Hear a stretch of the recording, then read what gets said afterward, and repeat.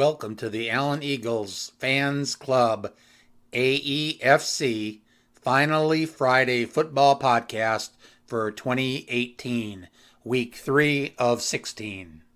Allen Eagles' current winning streak and summary. Allen Eagles' current winning streak is 18 games. The Allen Eagles have won 89 out of their last 91 games. That's 93-3 since 2012. 141-9 with 5 state titles since 2008. 151-10 if you include the 2007 season. That's an average of 14.9 wins and 0.99 losses, rounded to 15 wins and 1 loss average per season for the last 10 years, dating back to 2007. The Allen Eagles have never lost in Eagle Stadium since it opened in 2012. They were 16-0 with a state championship in the 2014 season when all the games were on the road. What happened last week? The rain made it interesting, although there was some frustration as it was both an electric and fluid situation, pun intended. All involved are trying to make it safe for everyone. I'll concentrate on some of the positives, like, there was some impromptu tailgating, running into friends, meeting and chatting with other Allen Eagle fans. I met a gentleman that had been coming to Allen Eagle football games since 1984.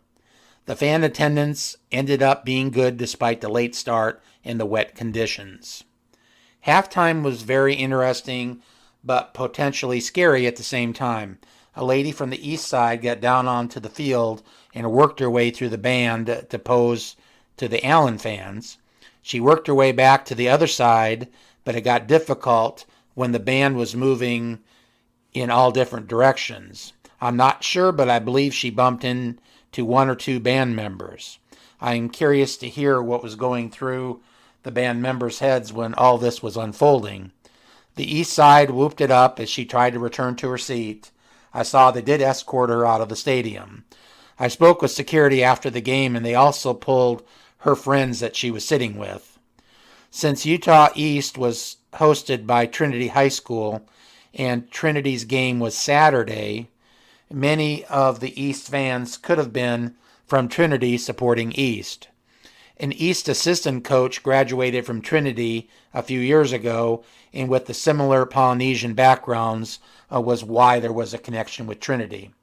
Heck, they should have just played Trinity since they really had no connection to Allen, but the bus ride to the stadium, the game, the ride back to their DFW Airport South Hotel.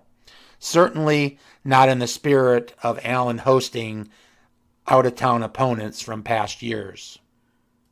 It was 52-0 before East scored 20 points late, so I wanted to break down the drives for each team in researching the play-by-play.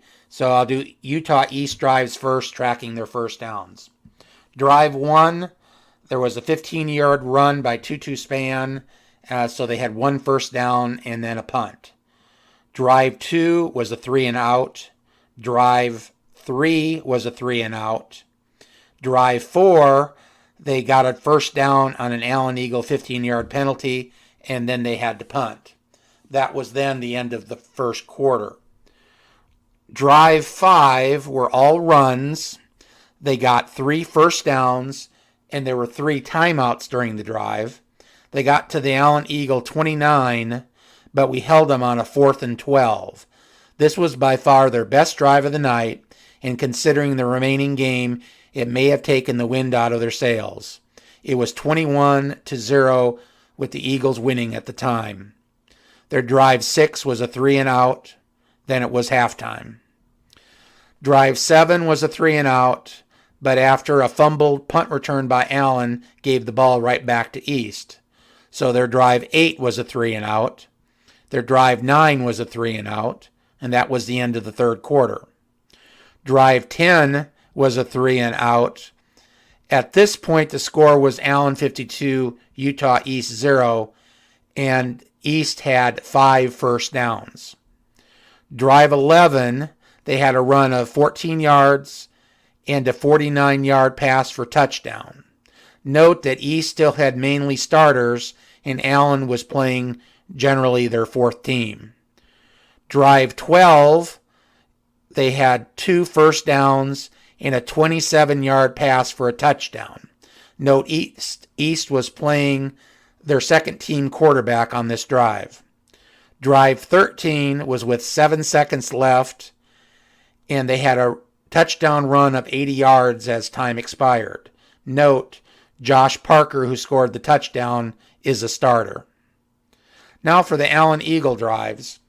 Drive 1 was a 3 and out. Drive 2 was the 45-yard touchdown pass to Theo Weiss. Drive 3 was a 56-yard touchdown pass to Weiss.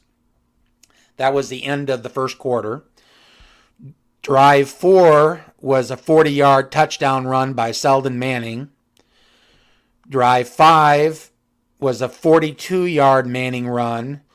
There was an East penalty, and that led to a 31-yard field goal by James Griffith. Drive 6 was a 3 and out, but note that we didn't try too hard to get down the field as we were just running down the clock as it was then halftime. On the opening kickoff return, there was a 96-yard touchdown return by Jawan Mason. Then there was a fumble punt return after an East possession. So then there was drive 7, which was a 3 and out. Drive 8, we had 3 first downs. Manning had runs of 17, 7, and 15, and it ended in a 10-yard touchdown pass to Bryson Green. Drive 9, we recovered an onside kick. It was more like a pooch kick that they didn't cover very well. We only had 1 first down on the drive due to penalties and negative plays. Raylan Sharp had runs of 8 and 12 yards. Deshaun Winter had a 17-yard run. Then after the change to the fourth quarter, Sharp had a 3-yard touchdown run. Drive 10, there was an East penalty of 15 yards, and then a Sharp 58-yard touchdown run. At this point, it was Allen 52, East 0. Drive 11, Allen had a penalty and ended up in a 3 and out.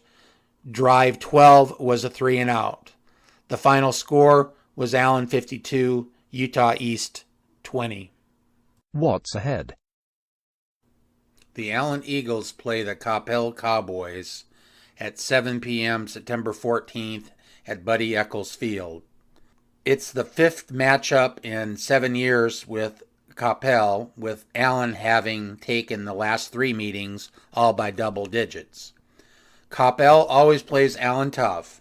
Last year in Allen, it was a 1-point game midway through the third quarter before Allen pulled away to a 35-23 win.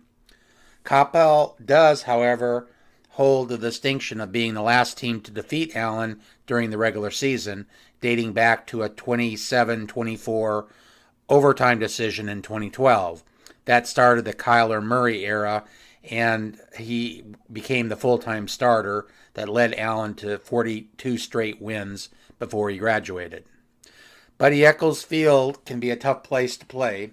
I know the Allen students got an award at the Tom Landry Classic, but Coppell students can be intimidating. I think the use of baby powder during the opening kickoff has been prohibited now in every stadium. Coppell is coming off back-to-back appearances in the third round of the playoffs, but will have to adjust to life without their 3-year starter and Memphis signee Brady McBride at quarterback in 2018. 13, Drew Cernelia, a 6'4 junior quarterback, has moved up from the JV to be the starter. In my researching, it looks like that he has a low yards per pass attempt of 5.9. So that normally means that he's throwing a lot of short passes. He only has 1 touchdown and 2 interceptions. Now compare that to Tisdale at 7.7 yards per pass attempt with 6 touchdowns and 0 interceptions. Number 10, Taj Gregory. He's a 6'7 senior quarterback that moved in from Houston Yates. He's a 2-star recruit.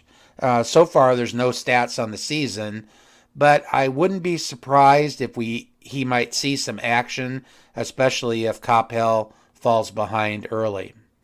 At the end of Week 1 game with Saxe, number 16, Caden Davis connected on a 57-yard field goal as time expired. If you remember last season, when we hosted Coppell, Davis had a 51-yard field goal. Pretty amazing. It looks like he's headed to Texas A&M. Number 34, Ryan Hurt, spelled Hirt, is their running back. So far this season, on 32 carries, he has 302 yards, about a 9.4-yard average with 5 touchdowns. In the Allen game last year, he had just 89 yards. They have a wide receiver, number 3, Jonathan McGill. He's averaging 11.8 yards a catch, 1 touchdown. Both wideouts, McGill and sophomore 11, KJ Liggins, also play on defense. Inside the Allen Eagles huddle. Theo Weiss is a beast. Reminds me how Dan Buckner dominated his senior year in 2007. It seemed then that we could go to Buckner on any play no matter what the defense does. Theo Weiss is that same type of player, just dominating.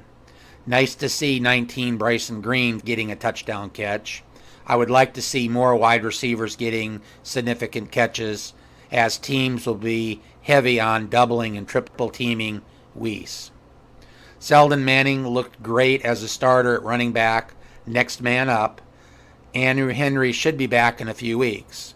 Manning and Raylan Sharp both showed they have the quickness and burst of speed to take it to the house on any play. From what Henry showed in the opener, they'll be a 3-headed monster in the running game, hopefully soon.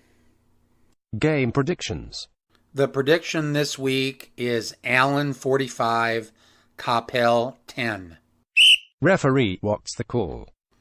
There is a new knee pad rule this year. The pads must be in the pants and the knees covered. It could cost a team a timeout if someone goes out during a play. Usually these things will get corrected when the referees make their rounds before the game starts. Around the District 9 6A. Plano East is 2-0 with big wins over LD Bell and Lake Highlands. They play 0-2 Saxe Friday. Prosper is 2-0 with the highest point differential in the district so far of plus 76 points. They had wins over Naaman Forest and Keller Timber Creek. Friday's game is with Flower Mound, who is 1-1. Plano is 1-1. They had a close game with Hebron that was a loss, and a high-scoring win with an El Paso team at Plano. Jesuit is 0-2, losses by Arlington in a weather-shortened game loss to DeSoto. McKinney is 0-2, losses to McKinney North and MacArthur. McKinney Boyd is 0-2 with losses to Rowlett and Marcus. Plano West is 0-2 with losses to Frisco Reedy and Flower Mound. Schedule this week, of course, we play Coppell at Coppell. Jesuit is at Wiley. McKinney is at Pierce. Boyd is at Louisville. Plano East is at Saxe. Plano Senior is at Rowlett. Plano West is at Mesquite. And Prosper is at Flower Mound. Sub-varsity information and results. I don't have anything to report currently. Other media information, a former Eagles player updates, and other games of note this coming weekend. Friday evening, Bishop Gorman plays De La Salle at 9 p.m. on ESPNU. Bishop Gorman may be a little down this year, but that might be a good one to DVR to see how good De La Salle is. Sponsors, reminders, final thoughts, and closing. Thanks for listening to the Allen Eagles Fans Club Podcast, Week 3. Go Eagles!